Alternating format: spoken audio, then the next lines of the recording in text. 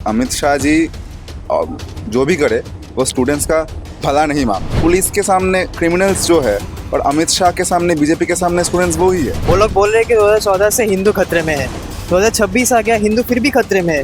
तो ये लोग क्या ही कर रहे हैं? Government is for the people, by the people end of the people. They should think about the people. देखिए, देश भर में स्टूडेंट का जो प्रोटेस्ट चल रहा है, सिर्फ जेन जी नहीं, जेन अल्फा भी प्रोटेस्ट कर रहा है और इधर धर्म का बात हो रहा है। तो चलिए स्टूडेंट के साथ बात करते हैं, उन लोगों का क्या राय है, क्योंकि 2029 में फिर से वोट है और ये यूथ ही फ्यूचर है। तो पीएम नरेंद्र मोदी क्या जेन जी के साथ फिट होने के लिए ये रील बना रहा है इंस्टाग्राम में। प्रेस कॉन्फ्रेंस तो नहीं हो रहा है पर रील भी हो रहा है। तो चलिए स्टूडेंट्स के साथ बात करते हैं और जानने की कोशिश करते हैं ये क्या वोट की तैयारी है और उन लोगों का क्या राय है।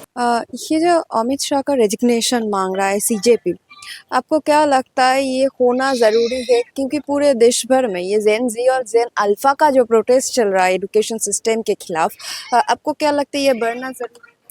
देखिए, हमने देखा कि दिल्ली में जैसे स्टूडेंट्स पर वायलेंस हुआ, प्रोटेस्टर्स पर वायलेंस हुआ, स्टेट इम्पोज्ड वायलेंस हुआ, इससे ये बात तो क्लियर है कि एजुकेशन मिनिस्टर के डेजिग्नेशन की डिमांड में स्टूडेंट्स लोग जब एजुकेशन सिस्टम को रिपेयर करने के लिए एक मूवमेंट कर रहे हैं, अपने अधिकार मांगने के लिए एक मूवमेंट कर रहे हैं, वहाँ पर गृह मंत्री का जो रोल था, उस रोल से ये बात बहुत क्लियर है कि अमित शाह जी जो भी करे वो स्टूडेंट्स का भला नहीं मांगते।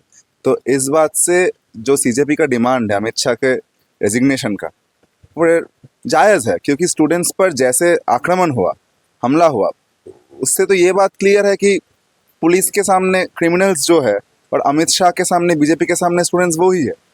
तो इसलिए प्रोटेस्ट को स्टॉप करने के लिए जैसे बार बार स्टेट इम्पोज्ड वायलेंस का यूज़ हो रहा है, तो उसके सामने तो ये डिमांड बहुत ही क्लियर है, होना ही चाहिए। और मतलब जैसे मिनिस्ट्री की तरफ से कोई आंसर नहीं आया अभी तक, क्योंकि प्रधानमंत्री सिर्फ रील बना रहा है एज अ प्राइम मिनिस्टर। आपको क्या लगता है जेन जी के साथ फिट होने के लिए ये रील बना रहा है? वो रील बना सकते हैं, वीडियो बना सकते हैं, प्रेस स्टेटमेंट दे सकते हैं, कॉन्फ्रेंस पे वो करते नहीं, तो जो इच्छा करे, प्रॉब्लम नहीं है। बस सीजेपी का जो डिमांड है कि जो लीगल केसेस प्रोटेस्टर्स पर नाजायज तरीके से हुए हैं उन सबको विड्रॉ करना पड़ेगा, ये एड्रेस होना चाहिए। इसके सामने गवर्नमेंट का कोई रेस्पॉन्स नहीं आया, तो इमीडिएटली रेस्पॉन्स आना ज़रूरी है। ये देश भर में जो स्टूडेंट्स लोग का प्रोटेस्ट चल रहा है, सिर्फ जेन जी नहीं, जेन अल्फा भी, तो आपको क्या लगता है ये जो सरकार है, सेंट्रल गवर्नमेंट, ये खतरे में है? नरेंद्र मोदी खतरे में है? ऑफ कोर्स खतरे में है। वो लोग बोल रहे हैं कि 2014 से हिंदू खतरे में है, 2026 आ गया, हिंदू फिर भी खतरे में है। तो ये लोग क्या ही कर रहे हैं? हिंदू अगर खतरे में ही है तो हर भारतवासी भी खतरे में है, तो कुछ भी नहीं कर रहे ये लोग। तो इन लोगों को रेजिग्नेशन देना ही चाहिए। और ये जो दिल्ली पुलिस ने जो लाठीचार्ज किया है, जो पैलेट गन किया है, जो सब किया है, ये तो नहीं करना चाहिए ना। तो स्टूडेंट आए हैं ना, स्टूडेंट तो हम लोग तो इंडियन सिटीजन है, हम लोग प्रोटेस्ट नहीं करेंगे? अगर कुछ खराब हो रहा है तो प्रोटेस्ट ऑफकोर्स करेंगे हम लोग। ये तो राइट है, हमारा सिविल राइट है, कॉन्स्टिट्यूशन हमें राइट देता है। तो ऐसा तो लाठीचार्ज तो नहीं करना चाहिए, तो बहुत खराब है। और मिनिस्ट्री की तरफ से अभी भी कोई आंसर नहीं आया ये लाठीचार्ज के ऊपर। कोई मतलब ये जो रील बना रहा है पीएम नरेंद्र मोदी, तो आपको क्या लगता है जेन जी के साथ फिट होने वाला ये प्राइम मिनिस्टर इसलिए रील बना रहा है क्योंकि 2029 में वोट है इसलिए? हाँ, उसको जेन जी का वोट चाहिए, रेलेवेंस चाहिए, इसलिए वो लोग रील बना रहे हैं। अकाउंटेबिलिटी नहीं लिया है। जो धर्मेंद्र प्रधान ने रेगुलेशन किया है उसमें भी अकाउंटेबिलिटी नहीं लिया है। उसने कुछ जेन जी के बारे में बोला है, कुछ भी बोला है, वहाँ पे अकाउंटेबिलिटी अभी भी नहीं लिया है। गवर्नमेंट ने लिया, धर्मेंद्र प्रधान ने लिया है, और जिसको नया करे है वो तो आरएसएस का एक चीफ है। ठीक है, आरएसएस तो एक ऐसा ऑर्गेनाइजेशन हम लोग जानते ही है वो कैसा है, वो महिला को जैसे देखते हैं, वो तो बहुत ख़राब है, भारत के लिए ख़राब है। तो ऐसे लोगों को तो नहीं करना चाहिए ना। जिसने मतलब जिसको वो किया है, उसको क्या बोलते हैं, चेंज किया है, चेंज तो एक अच्छा आदमी को करना चाहिए ना, आरएसएस के चीफ को क्यों किया है? तो इस गवर्नमेंट को देखना चाहिए, this government is for the people, by the people end of the people. They should think about the people. अभी तक तो ये सीजेपी का प्रोटेस्ट पूरा देश में चल रहा है, कोई कोई स्टेट में चल रहा है। तो ये जो प्रधानमंत्री का बर्ता सामने आया, जो जिसने गाली दिया मैंने क्षमा कर दिया, तो आप लोगों को क्या लगता है ये जो लाठीचार्ज के बारे में मिनिस्ट्री के तरफ से कोई भी बात नहीं हुआ, तो अभी तक आपको क्या लगता है ये जो होम मिनिस्टर है इनका रेजिग्नेशन जरूरी है या और कोई परिवर्तन जरूरी है?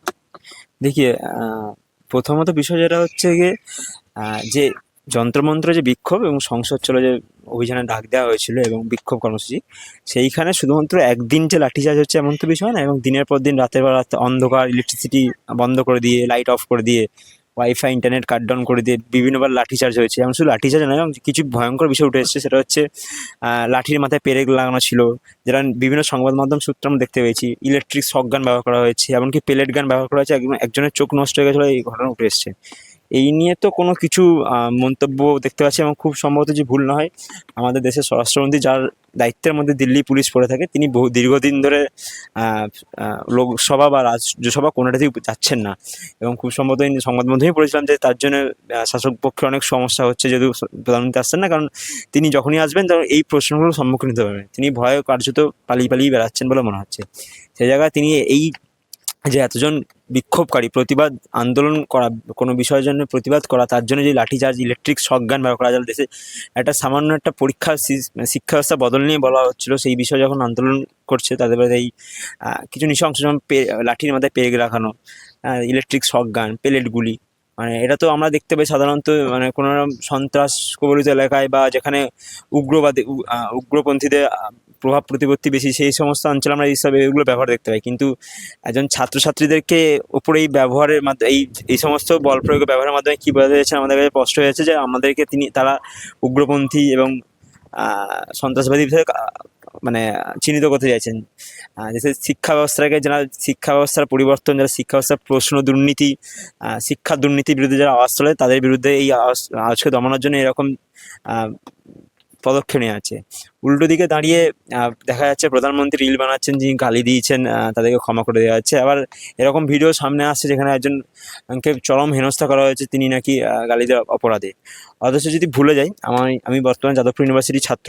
আমাদের যাদবপুর ইউনিভার্সিটিতে কিছুদিন আগেই আইসিসিতে ছাত্র প্রতিনিধি নির্বাচন হয়েছিল, এবং সেখানে আমাদের একজন যিনি প্রতিনিধি দাঁড়িয়েছিলেন, নির্বাচনে দাঁড়িয়েছিলেন, তার ফেসবুকে কমেন্ট বক্সে গিয়ে যে নিম্ন কুরুচিকর মন্তব্য RSS বিজেপির লোকজনেরা দেখিয়েছিলেন, যে কী বলবো আর কি, মানে কিছু কিছু কথা যেগুলো মানে শালীনতার বাঁধন মানে ছাড়িয়ে গেছে, এবং সেগুলো সভ্য সমাজে কোনোদিনই গ্রহণ হয় না, এরকম কথা পুরো দেখিয়েছিলেন। এবং এরপরে থানায় অভিযোগ জানানোর পরও পুলিশ কিচ্ছু করে না। আজকে পরিবর্তন হয়ে গেছে, সব কিছু হয়ে গেছে। তো গালি দেওয়া যদি অপরাধ হয়ে থাকে, শুধু গালিটা কি সিলেক্টিভ লোকজনকে দিলেই অপরাধ হবে, না সমগ্র ক্ষেত্রেই গালি দেওয়াটা অপরাধ হিসেবে গণ্য করা হবে? আর যতদূর জানি যে সবার ক্ষেত্রে গালি দেওয়াটা অপরাধ, এবং গালি দেওয়া খুবই খারাপ কথা হিসেবেই ব্যবহার করা হয়, খারাপ হিসেবেই আমরা জানি থাকি। সেই জায়গায় দাঁড়িয়ে প্রধানমন্ত্রী কে গালি দিল, তার জন্য তিনি ক্ষমা দিচ্ছেন। এদিকে দেখা যাচ্ছে যে সোশ্যাল মিডিয়া মব জাস্টিসের মতো, মব লিঞ্চের মতো, মানে গণ আদালতের মতো লোকজনকে ক্ষমা চায়, কান্নাকাটি করানো হচ্ছে জোর করে। এবং সেই জায়গাতে দাঁড়িয়ে আবার উল্টো দিকে দেখা যাচ্ছে যে বিরোধী মতের কেউ হলে তার উপর যত ইচ্ছা খুশি গালি দাও, গালিগালাজ করো, ফেসবুকে স্লাট শেমিং করো, প্রকাশ্যে ধর্ষণের হুমকি দাও, তারপরেও কোনো বিচার হয় না। আজকে একটা মজার ঘটনা ঘটেছে, যে আজকেই এই ঘটনা ঘটেছে যে আমাদের দেশে কিছু বছর আগে আমাদের দেশের কুস্তিগির এবং কমনওয়েলথে পদকজয়ী কুস্তিগির বিনেশ ফোগাতের ওপর তার কুস্তি ফেডারেশনের যে প্রধান ছিলেন ব্রিজভূষণ, তার উপর একটি ধর্ষণ অভিযোগ আনেন। এবং ঘটনাচক্রে দেখা যায় দিনের পর দিন তারা রাস্তায় আমাদের কুস্তিগিরা পড়েছিল, কোনো বিচার হয়নি। অথচ বাকি লোকজনরা ছাড়া, ব্রিজভূষণ ছাড়া পেয়ে ঘুরে বেড়াচ্ছিল, অনেক চার্জশিট জমা পড়েছিল। আজকে নাকি দেখলাম কোর্ট তাকে বেকসুর খালাস দিয়েছেন। তো এই হচ্ছে ভারতবর্ষের অবস্থা, যেখানে তুমি একটা নির্দিষ্ট মতের সমর্থক হলেই তোমার উপর কোনো কিছু হবে না, তুমি নির্দিষ্ট মতের বিরোধী হলেই তুমি দেশদ্রোহী, তুমি জঙ্গি, তুমি সন্ত্রাসবাদী, এই সমস্ত আরোপ লেগে আসবে, এবং তুমি তোমার উপর যত সমস্ত কিছু নেমে আসবে, বাধা বিপত্তি নেমে আসবে।